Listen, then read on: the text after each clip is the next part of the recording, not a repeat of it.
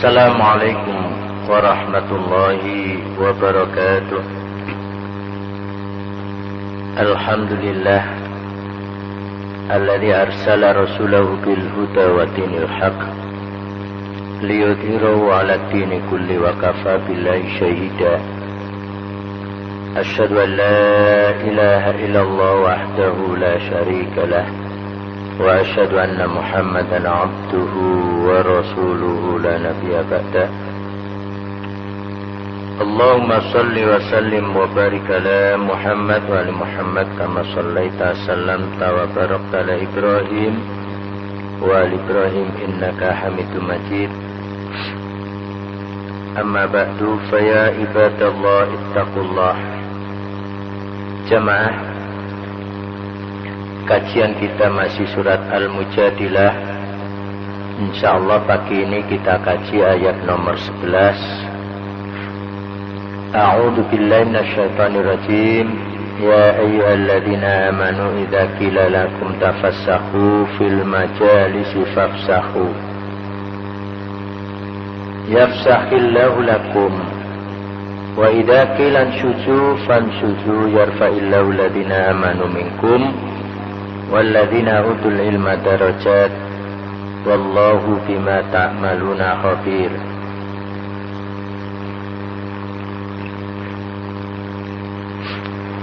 Jemaah sekalian yang berbahagia,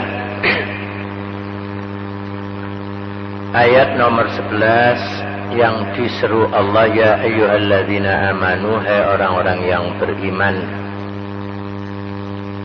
Berarti termasuk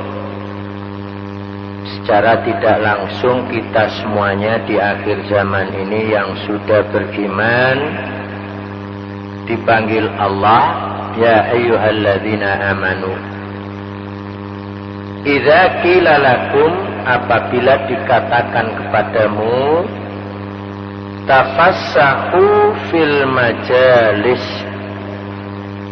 berlapanglah kamu di dalam majlis, fafsahu, lapangkanlah, yafsahillahu lakum, maka Allah akan melapangkan kamu.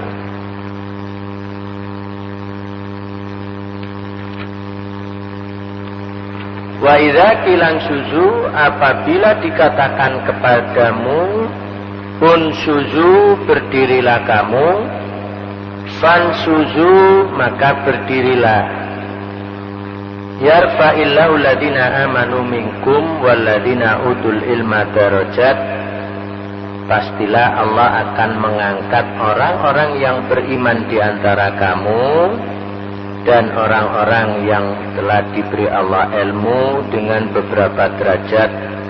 Wallahu bima ta'maluna khabir, dan Allah terhadap apa yang kamu lakukan khabirun, mengetahui. Jemaah sekalian yang berbahagia, ini ada keterangan dari hadis Nabi yang bersumber diriwayatkan dari Ibnu Abi Hatim, bahwasanya Rasulullah sallallahu alaihi wasallam pada hari Jumat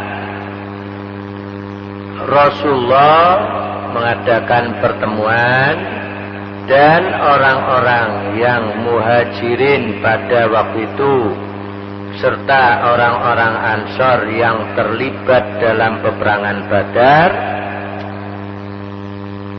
maka dalam pertemuan itu setelah kedatangan mereka, maka Nabi perintahkan orang-orang yang hadir saat itu dalam majelis, diperintahkan untuk melapangkan tempat duduknya karena sudah penuh, supaya mereka bisa memenuhi tempat duduk itu, tidak sampai kurang tempat. Maka hadirin yang saat itu sudah ada di dalam majelis Nabi diperintahkan tafassahu fil majalis, berlapanganlah kamu di dalam tempat duduk. berarti memberikan kesempatan yang baru hadir itu supaya bisa duduk berdampingan bersama mereka, tidak mempersempit, supaya diberikan kelonggaran supaya bisa duduk. Siapa yang mau mengikuti perintah Nabi itu, maka janji Allah, yafsahillahu, maka Allah akan melapangkan lakum bagi kamu. Dalam pengertiannya, melapangkan di sini segala sesuatu yang dilakukan di dunia itu bisa Allah berikan kelapangan, kesempatan untuk bisa melakukannya, sampai nanti di akhirat Allah mudahkan, Allah lapangkan bagi mereka itu untuk menuju surga Jannatun Naim. Karena semua yang diperintahkan Rasul itu dinilai ibadah, lebih-lebih sumbernya dari ayat Allah ini yang menjelaskan, menguatkan bahwasanya apa yang dilakukan Rasul itu tidak pernah menurut pribadi Rasul. Semuanya bersumber dari wahyu. Begitu pula kalau dikatakan unsuzu, berdirilah kamu. Dalam pengertian berdiri di sini bukan hanya berdiri untuk berdiri tegak lurus saja, disepakati oleh ulama-ulama dahulu yang meriwayatkan dalam keterangan ini, berdiri untuk melakukan peribadatan yang diperintahkan oleh Rasul. Baik itu yang berkaitan dengan sholat atau ibadah-ibadah yang lain yang diperintahkan Rasulullah, fansuzu, maka berdirilah, maka lakukanlah. Bukan sekedar disuruh berdiri kemudian berdiri saja, tidak demikian, tapi semuanya berdiri dalam pengertiannya untuk mentaati perintah Rasul. Maka dengan perbuatan seperti itu Allah akan mengangkat derajat orang yang beriman dan berilmu dengan beberapa derajat. Ayat inilah yang di akhir zaman ini banyak sering kali kita dengar umat Islam penceramah menjelaskan hanya dipenggal saja, yarfa'illahu ladina amanu minkum walladina utul ilma darajat. Allah akan mengangkat derajat orang yang berilmu dan yang beriman. Dalam arti pengertian utul ilma ini kebanyakan dibawa pada keilmuan yang berkaitan teknologi. Sampai sering saya ditanya, Ustadz, katanya kalau orang beriman tidak berteknologi tidak diangkat derajatnya oleh Allah. Hati-hati, ayat tidak bisa kita terjemahkan menurut kehendak kita. Kalau memang benar yang diangkat derajatnya oleh Allah orang yang beriman dan berteknologi, Nabi tidak bisa teknologi. Kalau dalam pengertian teknologi yang sekarang ini, akhirnya nanti ayat itu menunjukkan orang yang tidak bisa berteknologi tidak diangkat derajatnya oleh Allah. Hati-hati. Kalau demikian adanya nanti, kalau kita bandingkan Nabi Muhammad dengan Habibie, derajatnya lebih tinggi Habibie nanti. Karena Habibie pernah jadi presiden, Nabi pun pernah jadi presiden. Habibie beriman, Nabi beriman. Habibie pernah haji, Nabi pun haji. Cuman yang kalah, Nabi tidak bisa membuat pesawat, Habibie bisa. Akhirnya dengan pemahaman yarfa'illahu ladina amanu minkum walladina utul ilma darajat, Allah akan mengangkat derajat orang yang beriman dan berteknologi beberapa derajat. Akhirnya ayat ini hanya untuk orang akhir zaman saja. Padahal saat pertama kalinya ayat ini diturunkan kepada Rasulullah dan berlaku hingga akhir zaman. Pengertiannya bukan sekedar keilmuan yang berkaitan dengan teknologi saja, tapi ilmu yang dimaksud yang berkaitan dengan iman pertama. Sebab sekarang ini banyak orang yang mengartikan keimanan itu semua manusia beriman dianggap benar. Dengan beriman menurut keyakinan masing-masing. Ini yang sering saya sampaikan, saya tidak pernah bosan, karena itulah yang dianggap benar. Semua dianggap sudah beriman dan kalau mati masuk surga nanti dulu. Yang dianggap iman yang benar oleh Allah adalah iman yang tauhid. Itulah keimanan harus diikuti dengan keilmuan. Oleh karena itu kalau ada orang mengaku beriman kepada Allah, tapi kalau ditanya tentang iman itu bagaimana tidak mengerti, hati-hati. Itulah yang Allah katakan, walladzina utul ilma, dan orang yang telah diberikan Allah ilmu. Pertama ya tentang ilmu berkaitan dengan keimanan, atau secara umum ilmu berkaitan dengan agama.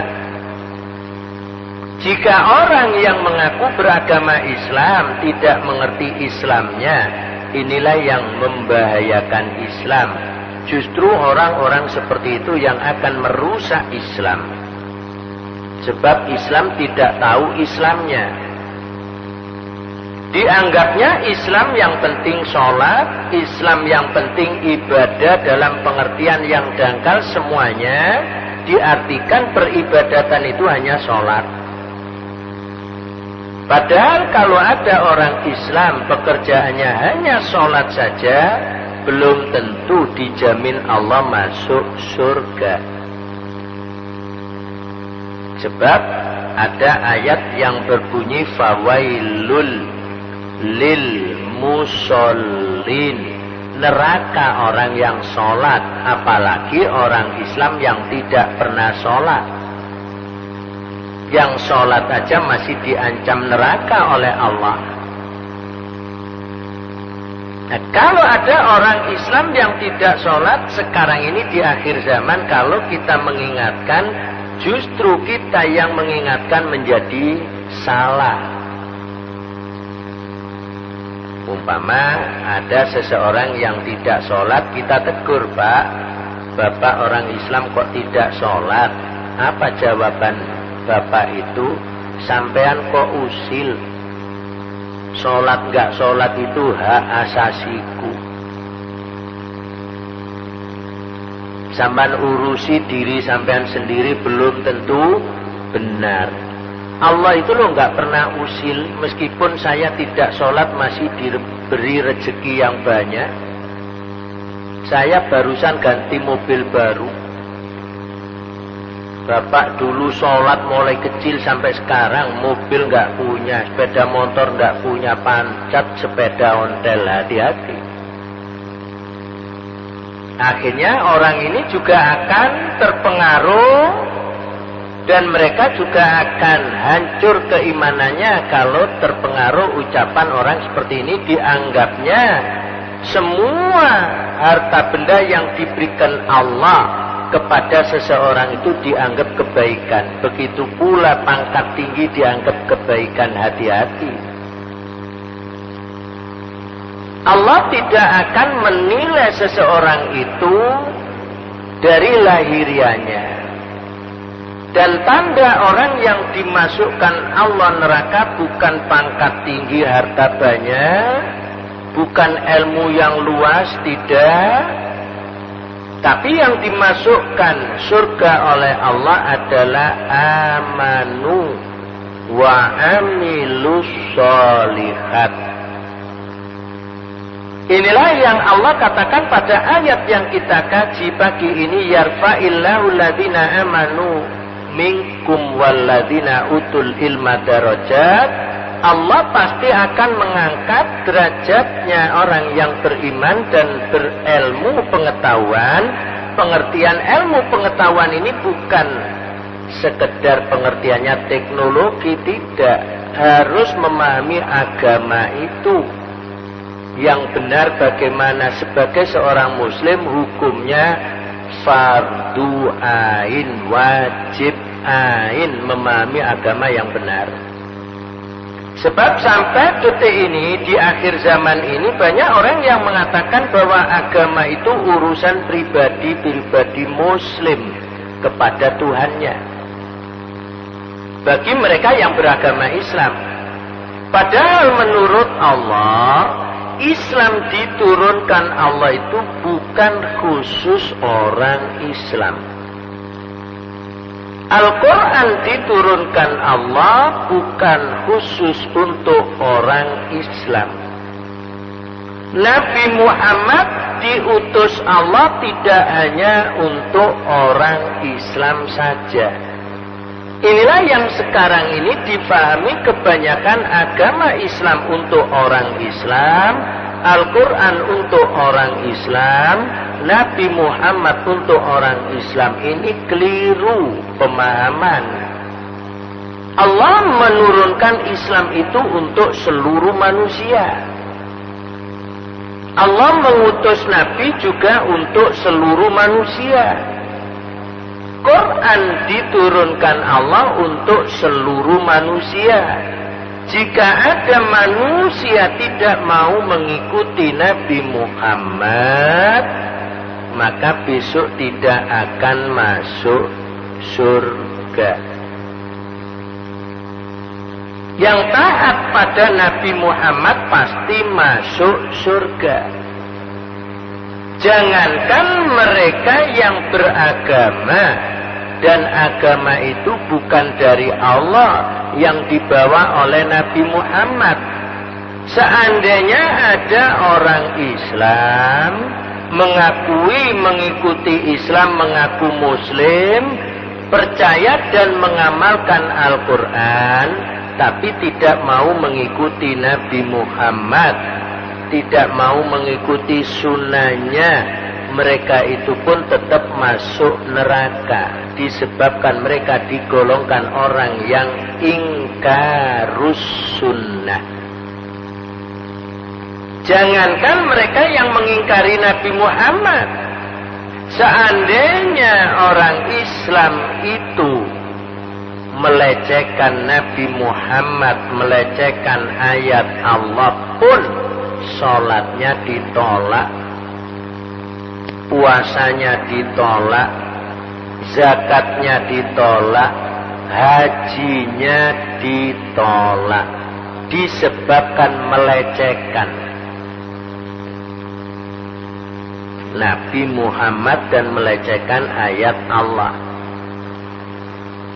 Begitu pula orang yang meragukan kebenaran Quran, maka mereka juga tetap dianggap Allah tidak beriman.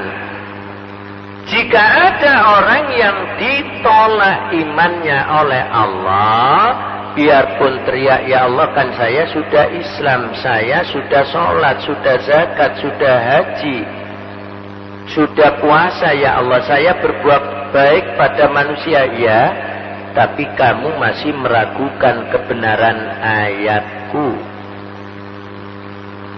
Oleh karena itulah para jemaah, kita bisa diangkat derajat kita oleh Allah asal kita mengakui beriman dan kita mengikuti dengan ilmu yang diajarkan Allah.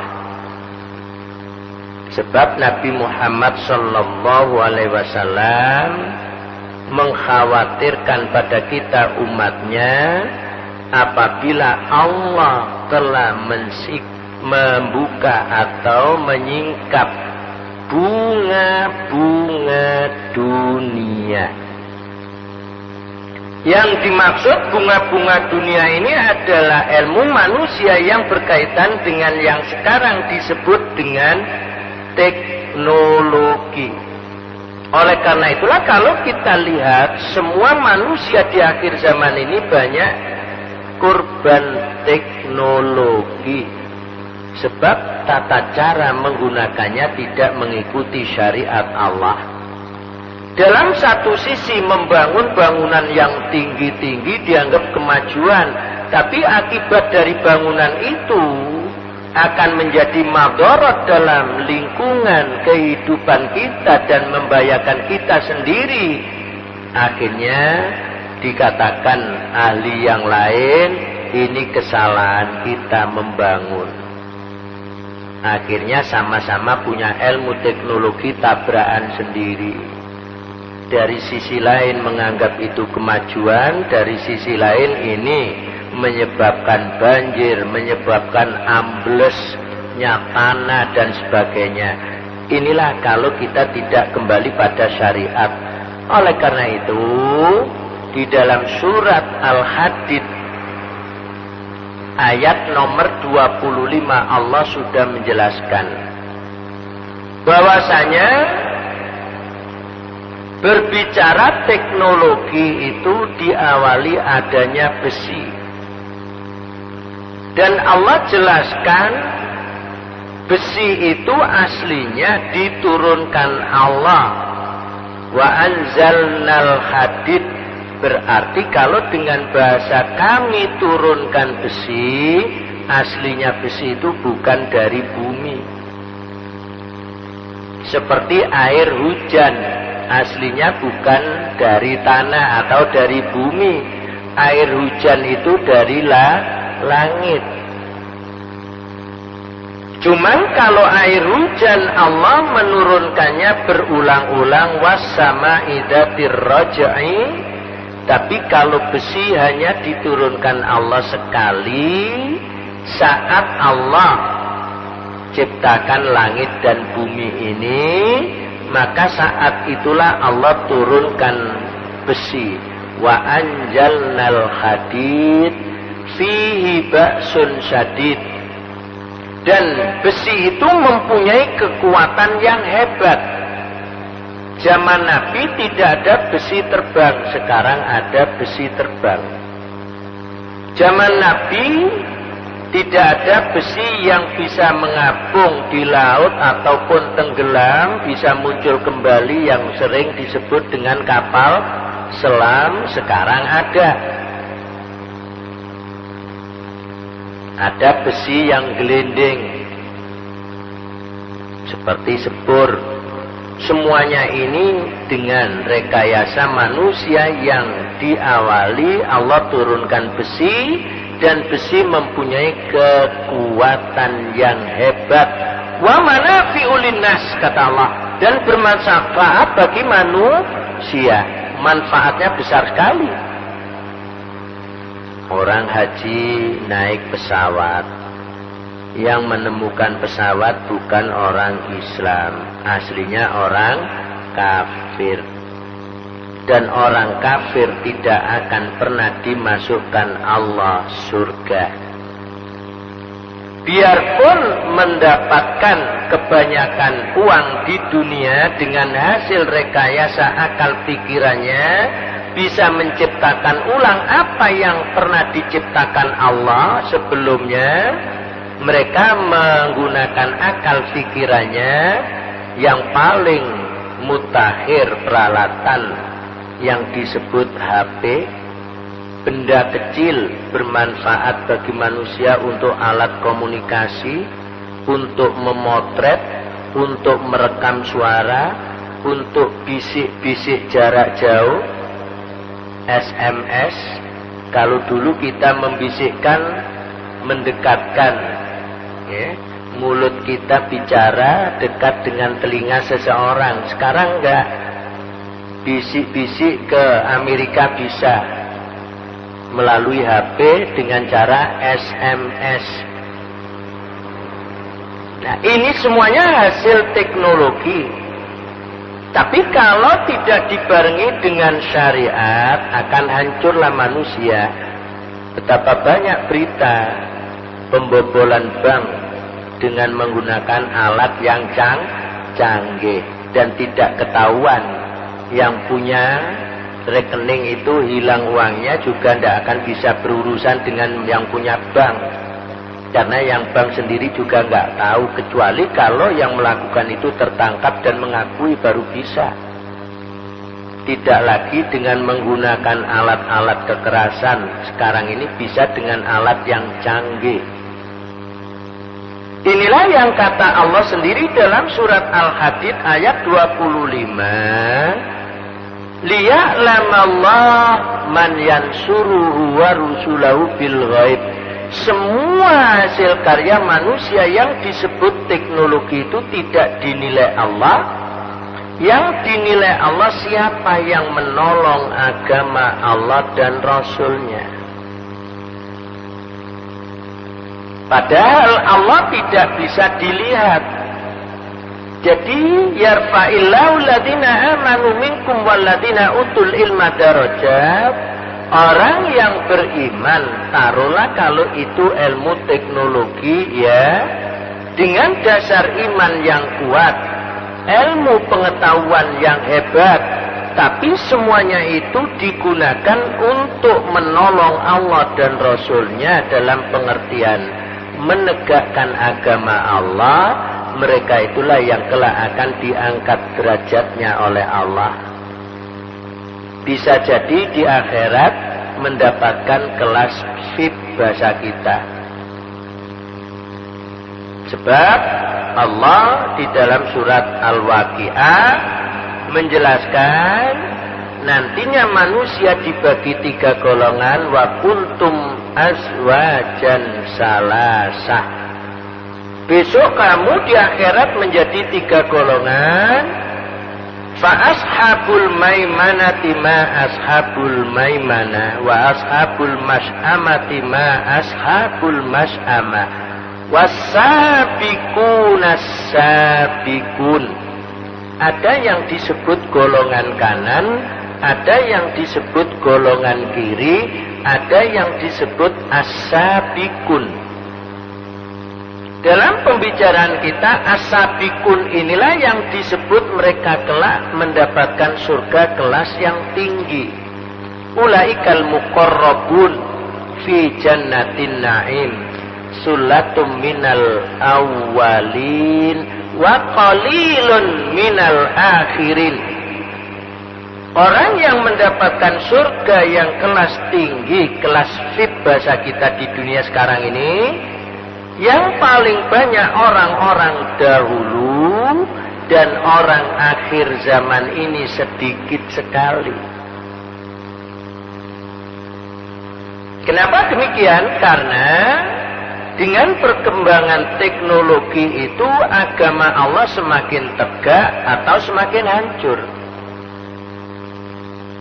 Mereka dengan teknologi itu menegakkan agama Allah, bisa jadi mereka itulah yang nanti mendapatkan kelas yang tertinggi di akhirat. Itulah yang Allah katakan yarfa'illahu ladina amanu minkum waladina utul ilma darajat, bukan derajat di dunia. Di dunia inilah orang kafir bisa pangkat tinggi, orang kafir bisa jadi jenderal, orang kafir bisa hidup mewah. Apakah semuanya itu tanda kasih sayang Allah kepada mereka? Allah tidak pernah mengkasih sayangi orang kafir. Yang kedua kata Allah golongan kanan. Golongan kanan itu golongan yang masuk surga pas-pasan bahasa kita. Yang penting masuk surga. Sulatum minal awwalin wa sulatum minal akhirin. Golongan terdahulu termasuk banyak, golongan akhir juga banyak. Yang paling banyak golongan akhir zaman ini golongan kiri. Mereka itulah yang masuk neraka. Sebab ancaman Allah sebagaimana tadi di awal saya sampaikan, fawailul lil musallin, orang yang sholat saja masih diancam neraka, apalagi yang tidak sholat. Oleh karena itu para jemaah sekalian yang berbahagia, Allah tutup ayat ini dengan wallahu bima ta'maluna khabir. Hati-hati, Allah tetap mengetahui apa yang kamu kerjakan. benar-benar dasarnya iman dan amal soleh yang menurut Allah dan Rasulnya, atau tidak, itulah yang akan dinilai Allah dan kelak akan diberitakan ulang oleh Allah, diuraikan lagi. Dan manusia yang mengaku dan merasa beriman serta agama Islam, meskipun sholat, puasa, haji, zakat, kalau dimasukkan neraka tidak akan bisa protes. Apakah ada mereka itu yang masuk neraka? Ada, karena imannya dianggap Allah belum benar. Bagaimana iman yang benar menurut Allah? Iman tauhid, bukan iman menurut keyakinan masing-masing. Orang yang imannya dinilai Allah tidak tauhid, berarti mereka itu masih tergolong orang musyrik. Dan orang musyrik biarpun sholat, zakat, puasa, haji, tidak akan diterima Allah. Itulah yang pertama kali diancam oleh Allah Nabi Muhammad. Nanti bisa dibuka di rumah kembali surat Az-Zumar ayat nomor 65. Nabi diingatkan oleh Allah, lain asyrakta Muhammad, jika kamu tergolong orang musyrik, layah batonna amaluka, pastilah amalanmu akan putus, akan hangus, akan hancur. Wala takunanna minal khasirin, dan kamu pasti akan rugi. Nabi saja masih diancam, tapi Nabi takut kepada Allah, tidak mau menjalankan kemusyrikan. Jamaah, kemusyrikan itu tidak hanya penyembah-penyembah berhala. Orang yang hidupnya mengikuti hawa nafsunya itu kelak dianggap Allah orang yang musyrik. Berarti dianggap menuhankan hawa nafsu. Itulah sebabnya Allah putuskan setiap tahunnya kita dididik oleh Allah dalam bulan Ramadan, supaya kita mengendalikan hawa nafsu. Dan orang yang dimasukkan Allah neraka gara-gara hawa nafsunya pun gak bisa protes. Ya Allah, kenapa engkau berikan kami hawa nafsu? Kalau kami ikuti hawa nafsu itu, engkau masukkan aku neraka. Ya Allah, gak bisa protes seperti itu. Karena Allah sudah mengingatkan, fala tattabi'il hawa fayudillaka an sabilillah. Janganlah kamu mengikuti hawa nafsu, pastilah hawa nafsu itu akan menyesatkan kamu dari jalan Allah.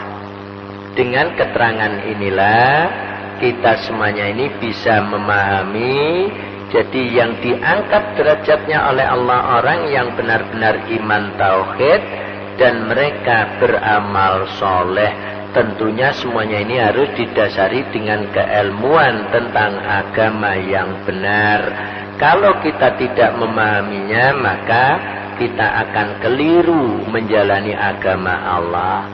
Mudah-mudahan kita tergolong hamba-hamba Allah yang dimuliakannya dan yang diangkat derajatnya, agar kita mendapatkan apa yang dijanjikan Allah, yaitu surga Jannatun Naim. Aqulu qouli hadza astaghfirullah li wa lakum innahu wal ghafurur rahim. Silakan kalau ada yang perlu disampaikan, saya berikan waktu.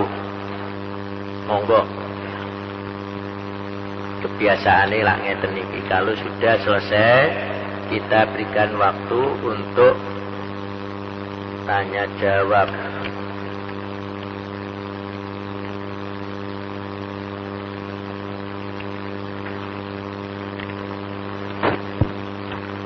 Assalamualaikum warahmatullahi wabarakatuh. Waalaikumsalam warahmatullahi wabarakatuh. Mohon penjelasan sedikit Ustaz tentang ingkar sunnah.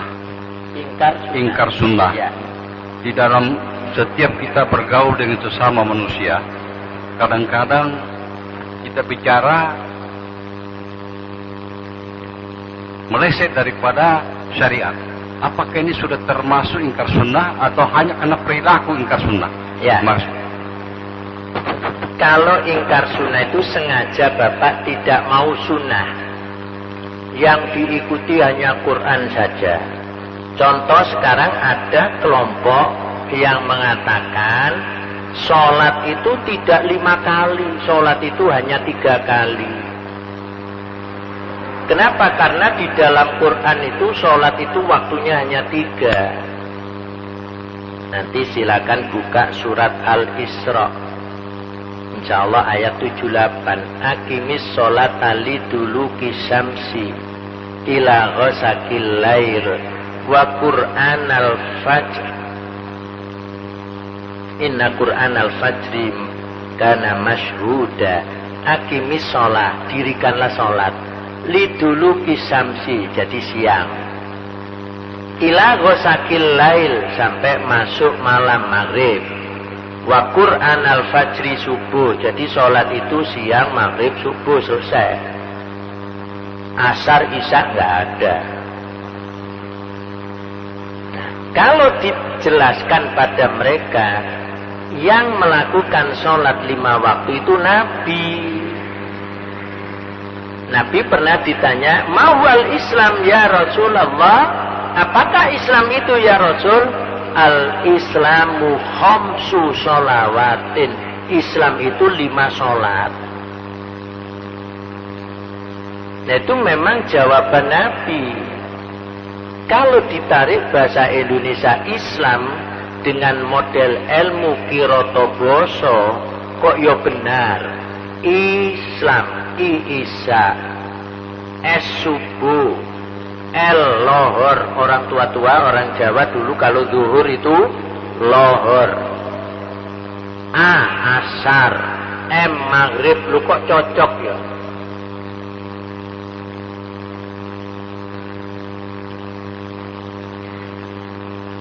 Jadi Nabi mengatakan al-Islamu khamsu sholawatin.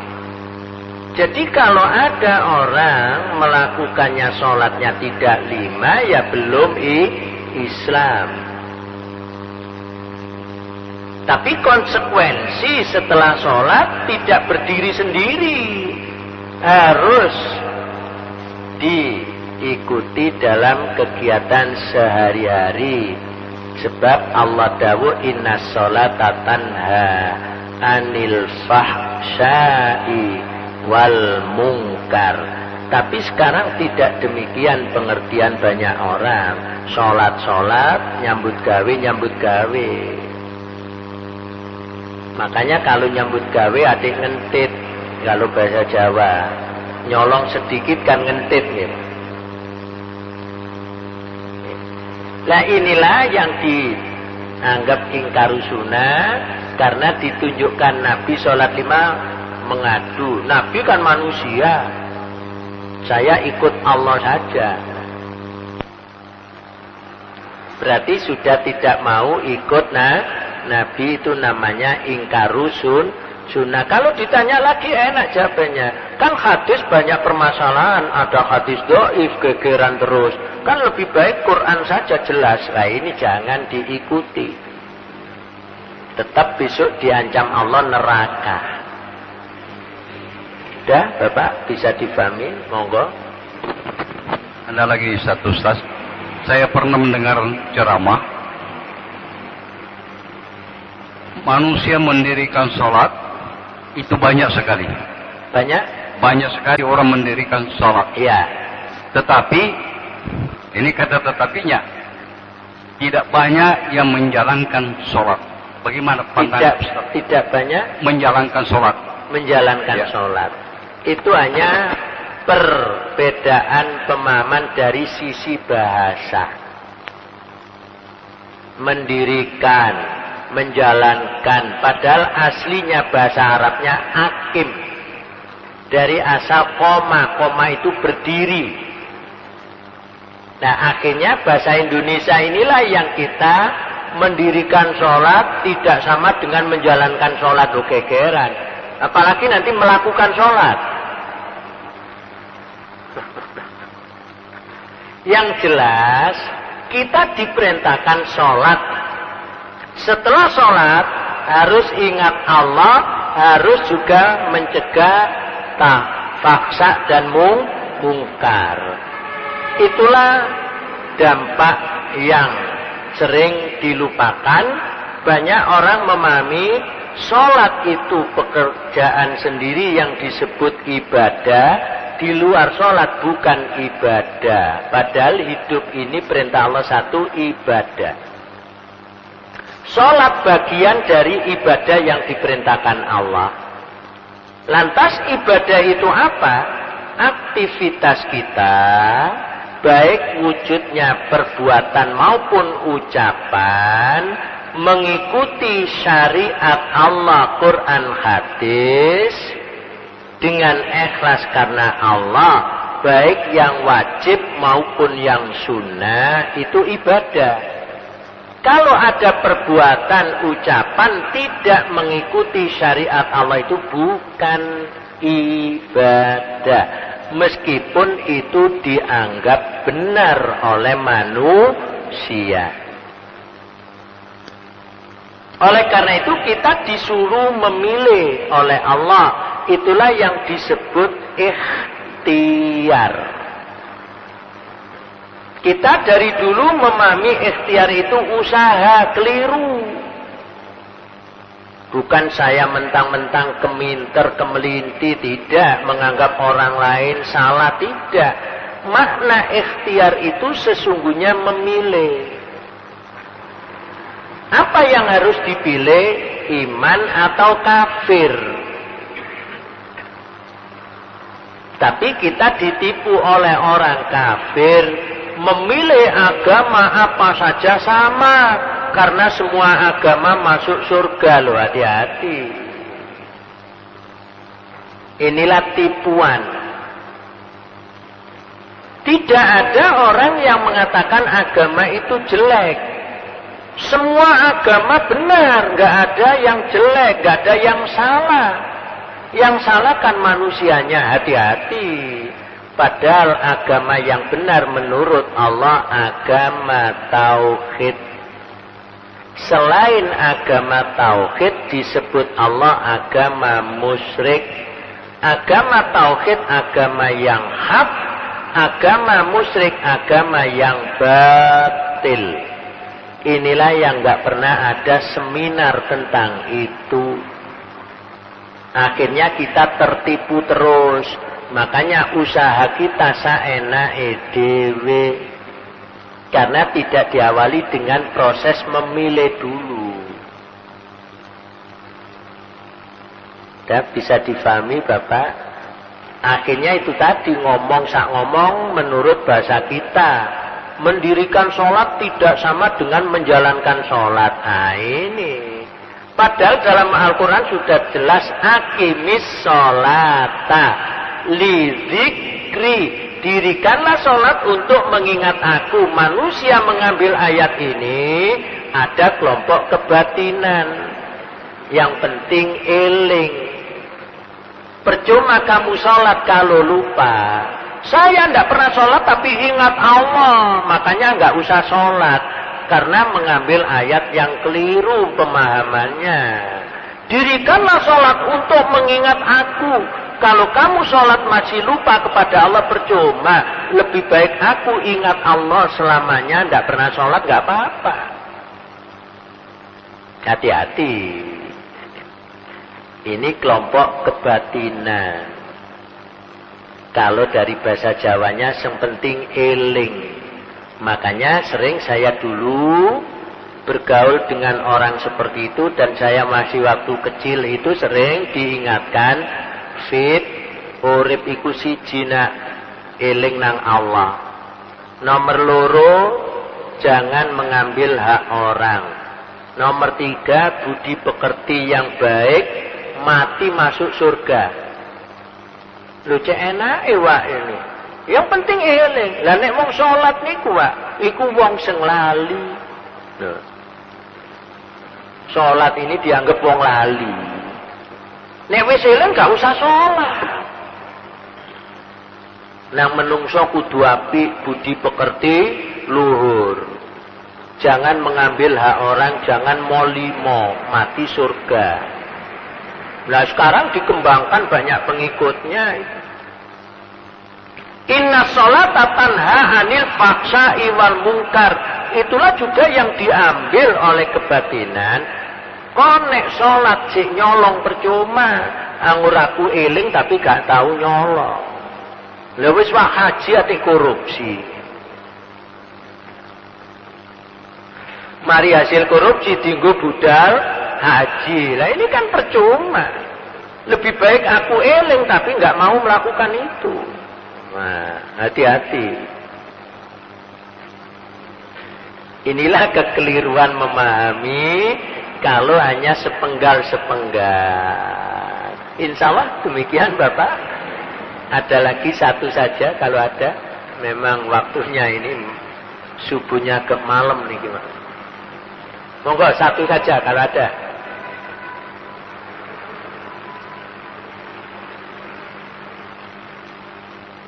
Jadi kita diperintahkan sholat, tapi hikmah-hikmah sholat sudah dijelaskan Allah. Kita sholat, di luar sholat harus ingat Allah.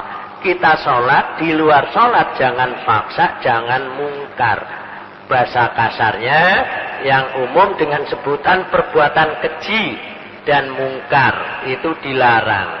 Apa yang disebut keji dan mungkar? Perbuatan yang menyimpang dari syariat. Itu nggak boleh.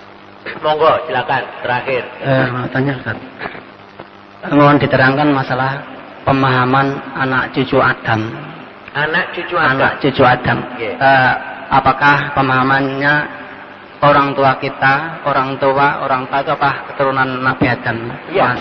Anak cucu Adam ya kita ini Mas.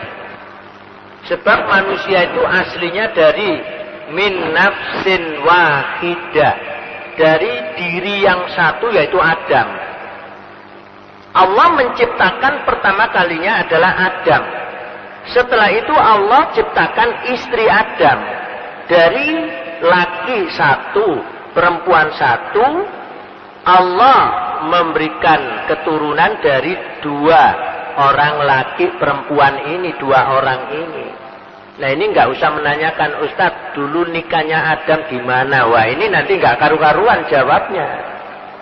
Belum ada penghulu kan. Wah boro-boro takon nikahin Nabi Adam. Kita nggak tahu nikahnya bapak kita, wong kita belum lahir. Nah kalau ada anak tahu nikahnya bapaknya, mungkin nikah yang kedua atau bagaimana ini baru. Tapi kalau nikah yang pertama kita nggak akan tahu. Pernah saya ditanya, Ustadz bagaimana nikahnya Nabi Adam dulu loh? Wong nggak diperintahkan, kok ditanyakan. Seandainya saya jawab, nanti juga akan muncul pertanyaan. Maaf, malah bahaya lagi. Dulu Adam nikah nanggap opo loh, ini yang susah lagi. Di gedung mana loh, tambah teman mana nanti. Jadi yang disebut anak cucu Adam ya manusia itu. Jadi berbicara ya Bani Adam ini pasti manusia secara keseluruhannya. Baik yang muslim maupun yang kafir itu semuanya anak cucu Adam. Makanya dalam Al-Quran ada yang panggilannya ya Bani Adam.